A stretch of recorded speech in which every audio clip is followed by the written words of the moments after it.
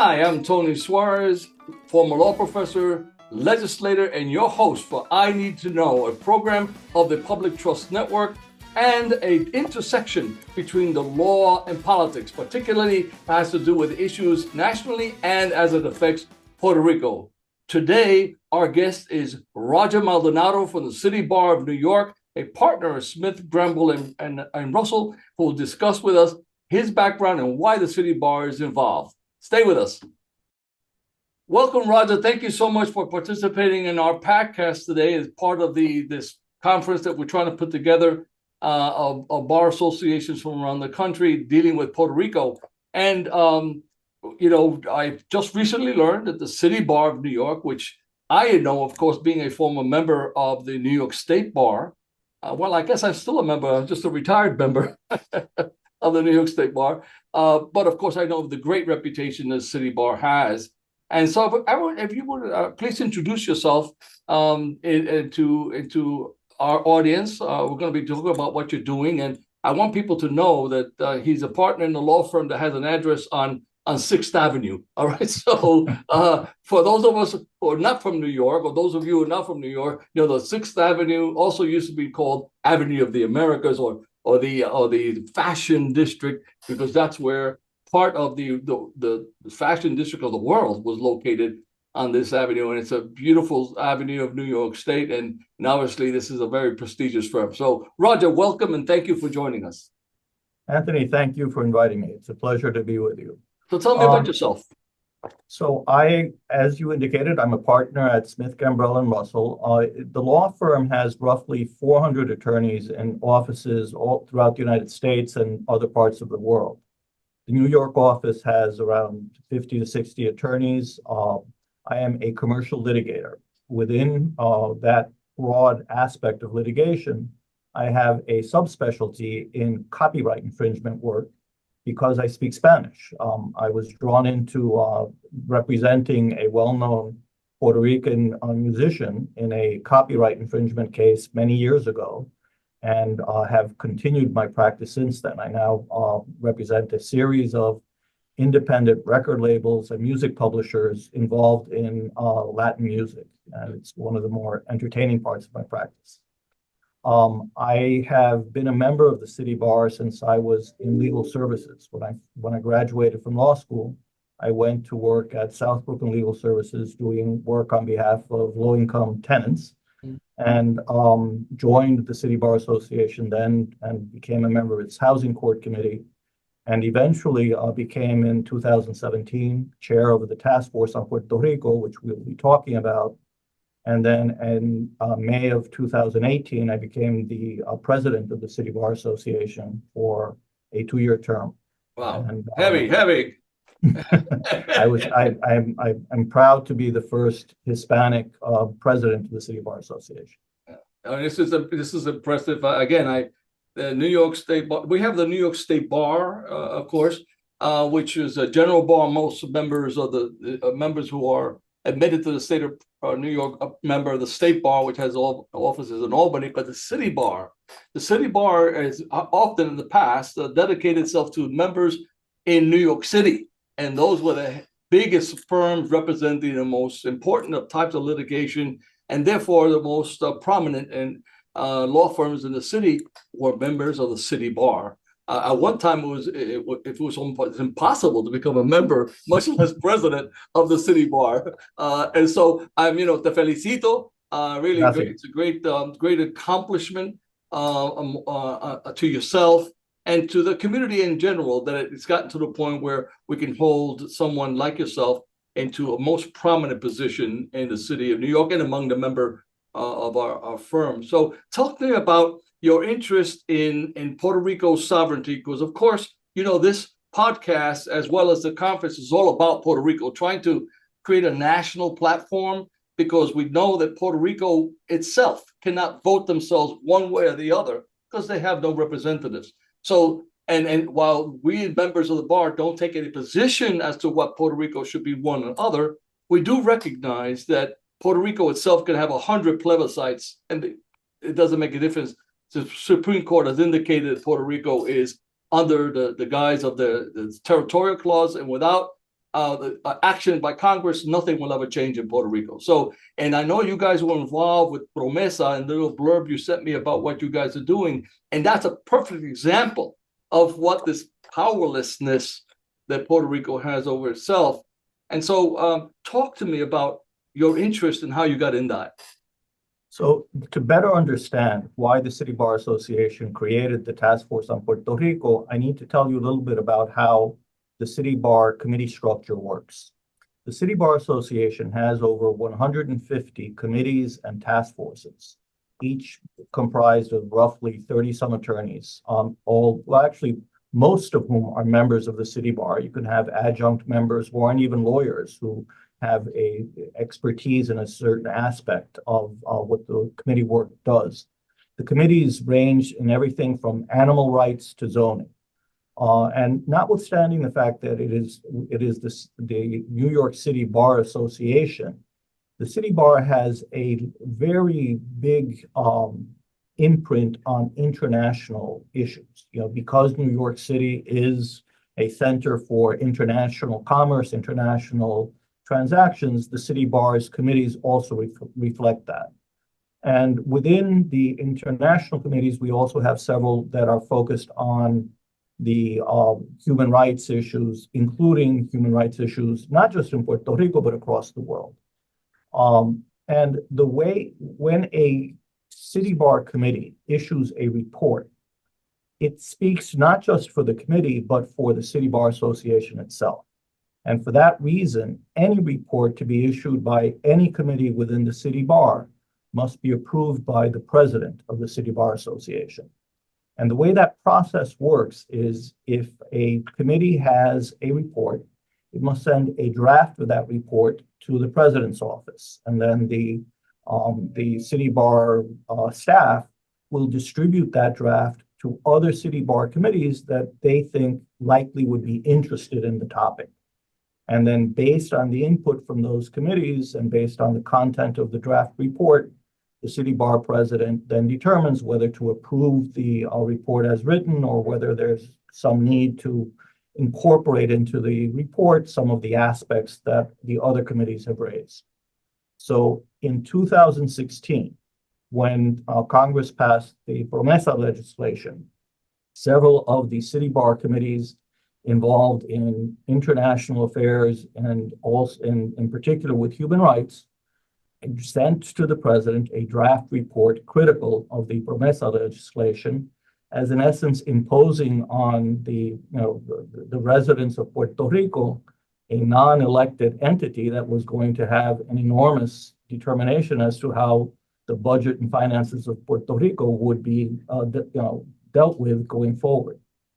And when that draft report was distributed to other City Bar committees involved in financial affairs, those committees said, well, wait a second, given what's been going on, the fact that Puerto Rico is in default of billions of dollars worth of debt, and bondholders are quite, as of now, left holding the bag, it's not quite as simple as all that. And you also had to take into account that the Obama administration in drafting the PROMESA legislation was dealing with the political reality that, one, the Supreme Court had determined that Puerto Rico could not enact its own bankruptcy act. Therefore, the only way that Puerto Rico would be able to go through a legal process to unburden itself of this enormous debt was through some sort of new legislation.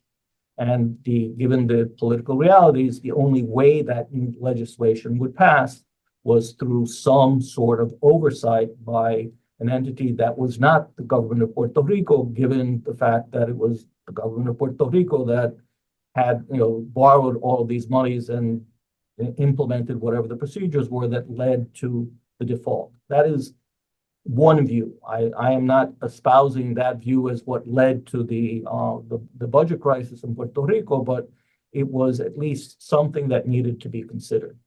So given that discrepancy between the views of different committees within the City Bar, the then City Bar president, John Kiernan, determined to create the task force on Puerto Rico. And he asked me, at the time I was the vice president of the City Bar, he asked me to chair the task force. And the goal, not just the goal, but the mission of the task force was to bring together the diverse views of members of the City Bar Association to come up with a coordinated response to the PROMESA legislation.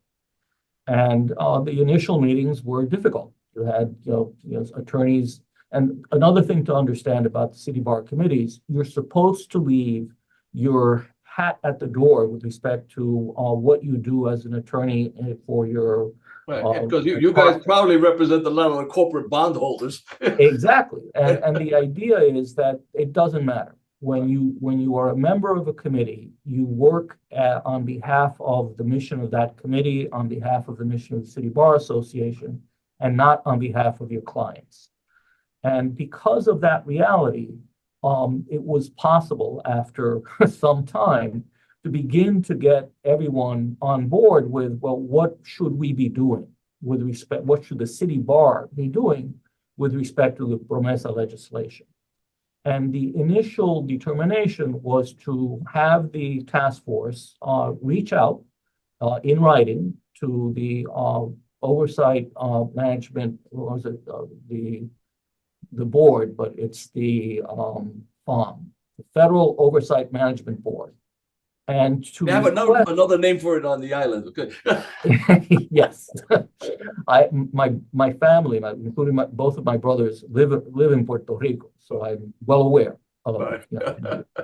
of the views towards the board that are prevalent in Puerto Rico. Yeah.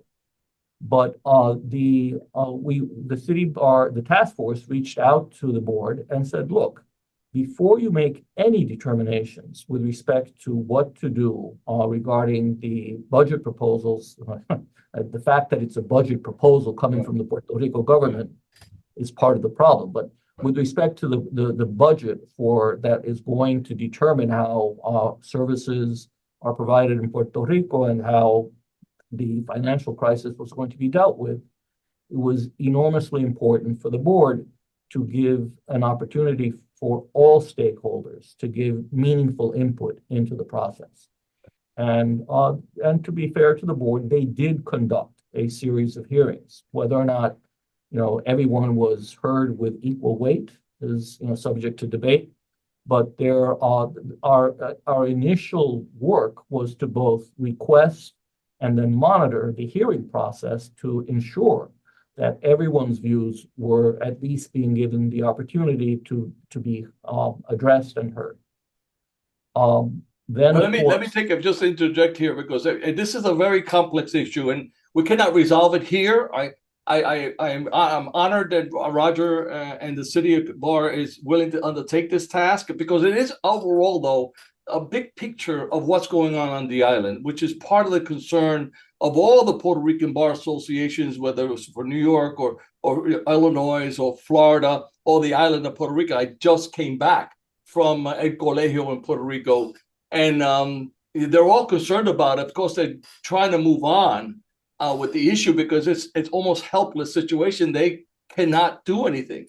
But the fact that the City Bar, with the reputation that it has and the source, man, you're talking about the lawyers who are representing these big interests. So when they come on board and start making a statement, even the bankruptcy judge is going to take into consideration what your bar is saying vis-a-vis the relative weights. Because again, this is a topic complex, and those that are watching, some of them will be lawyers, someone may not be lawyers watching us. Just know that the Puerto Rico tried to pass its own bankruptcy law in order to try to deal with the excess debt. They had so much debt that the creditors were ready to close down the island. So when they tried to do that, because they were supposedly not covered under the normal national bankruptcy law, so they passed their own law. And so that challenged that, said, you can't do that. Well, if you can't do that and we can't resolve ourselves, well, then how it's done? And as Roger indicated, the Obama administration negotiated a piece of legislation that's similar to the bankruptcy code, but the people who would be administrating, like many years ago, we had the New York City that was in bankruptcy. They appoint the board or oversight board. So they appoint this oversight board, which are a private board. It's not government officials. And they will be deciding the priorities of spending on the island. Wow, that is sort of like, an interesting situation that's constitutional, and it's not. All that litigation is still pending out there as to all that. But it's all a symptom of the problem that Puerto Rico has, that it's neither here nor there on the constitutional basis. And so Roger's committee and the city bar taking on this task is of immense importance, I believe, because it lays a weight to the fact that one of the most prestigious firms, bar associations, and are weighing in on this, not representing the clients or representing the people, the government of Puerto Rico, but representing as lawyers thinking of constitutionality and fairness, which is what we all have to do as lawyers, are ethically responsible to do. They're laying their weight to this argument. What they say is going to be important, ladies and gentlemen. I can tell you what they say is going to be important. So Roger, where are you with that? Well, actually, let me go back. Based on what you just said, one of the things that the task force did was to organize in 2000. I know it was pre-pandemic. So it would have been either 2017 or 2018, a conference at the city bar, at which we invited members of the board, its general counsel, Jaime El Curi, to participate. We invited members of the Puerto Rico government to participate. We invited professors from Puerto Rico who had strong views against the board. And we invited professors from New York who happened to be of Puerto Rican descent, who had a nuanced view of the board. And we convened a conference that filled what's known as the Great Hall. It's the large conference room in the City Bar Association's beautiful building that holds 500 and some people, and it was packed. There were protesters present. We made the affirmative decision not to exclude protesters. We asked them to not disrupt the proceedings, and by and large, they did not. But it was the purpose of the conference was to give members of the city bar and the general public. We invited all members of the general public to participate free of charge, to give them a sense of the different views regarding the work of the board, the reasons for the board, and how the board at Puerto Rico could move forward. And it was, as can be expected, the result of the conference was not oh yes, we all agree to move forward in the following ways, but it did result in an airing of many of the issues that you just described, Anthony. The need, the fact of a non-elected, private board, not, determined by the president and other members of Congress, who the persons from Puerto Rico had no say in electing.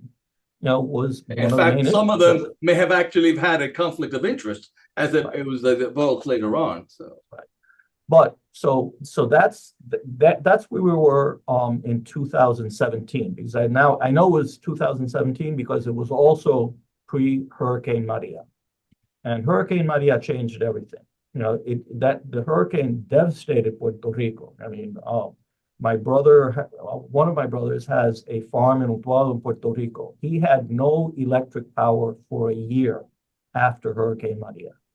Even residents in San Juan and other municipalities had no power, had no water for months. So it was a complete disaster. So the concept of talking about managing a budget with respect to paying back bondholders and providing for essential services became almost impossible for the board to be dealing with. So for a period of time, what mattered more was, how do you get essential services and food, fuel, etc., to Puerto Rico, much more than what the board was doing with respect to the budget.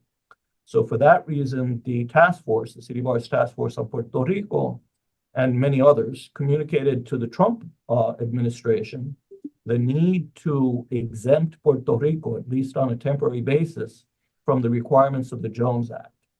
And the way the Jones Act works is that if you are going to ship something from one port in the United States to another port in the United States, and for these purposes, Puerto Rico is considered a port, San Juan is a port in the United States, it must be done by a ship that was built by a U.S.-owned company, bears the U.S. flag, and where the crew are U.S. appointed members, which makes it more expensive than if it were a ship coming from Spain or somewhere else, where you don't have all of those built-in costs already in place. So just so you add to that argument, the largest port of business in the state of Florida is Jacksonville, and you know where its biggest client? Puerto Rico.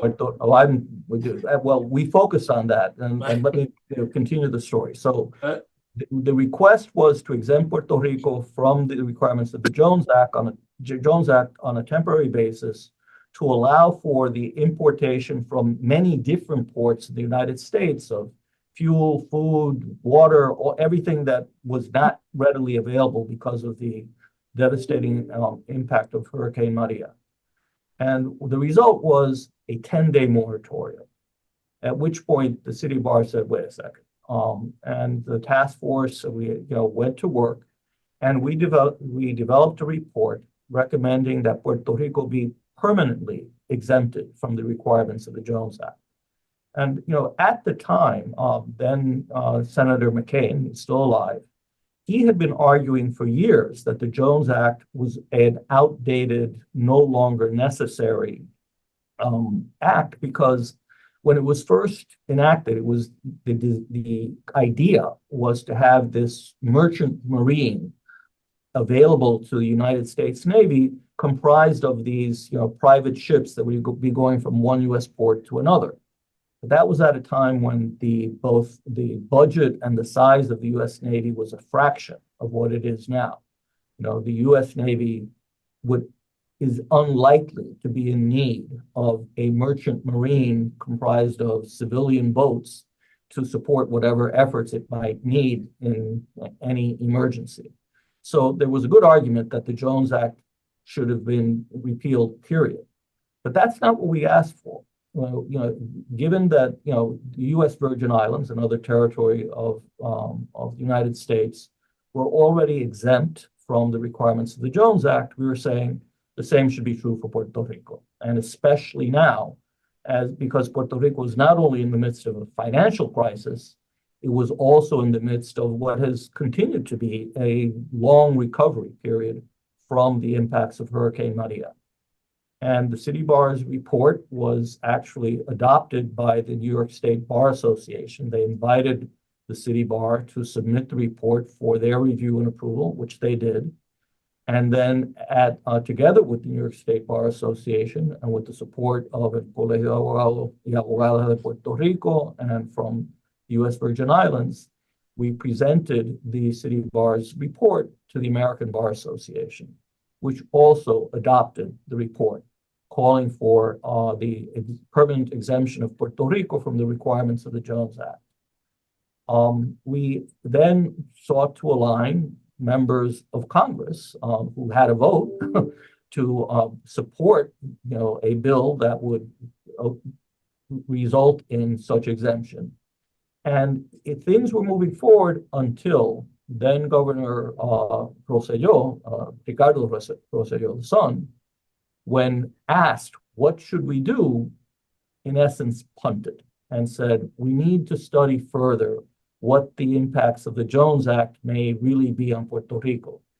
Our report, as did many others, made clear that the results were to drive up the costs of everything that was being imported into Puerto Rico. And there was no question that this is something that, were you to exempt Puerto Rico from, would benefit people in Puerto Rico across the board. Sure. And by exempting only Puerto Rico from the Jones Act, its impact even on Jacksonville would not have been that great. And that was the state of play, where we thought there was going to be movement forward on the possibility of having some movement on exempting Puerto Rico, until Governor Rosselló didn't do anything. And then shortly after that, he was involved in his own crisis. And he was, upon resignation, the moment in time to have the government of Puerto Rico focus on this and do something about it passed. Roger, So, this is been a fascinating topic, and I know I don't want to take you more time. And this is an introduction for all those people who are coming to our convention and as a continuing.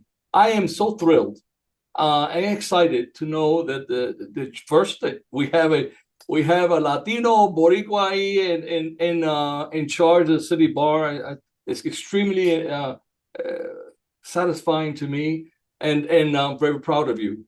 Secondly, that the city bar to take the interest on this is really important, because that's the way. As I've thought up of this national conference, as I've gone through at the local level, right, from president of the Puerto Rican Bar of New York to president of Puerto Rican Bar of Florida, to sitting as a professor thinking, how do we do this? And it's just going nowhere. I know that we have to do something. But without the input of the power players like City Bar and its members, its constituent members, nothing will happen. I really want to be part of this with you. I want to explore how perhaps this national conference, bringing out the local bars, involved with the efforts that you guys are leading, is a way of continuing the national platform.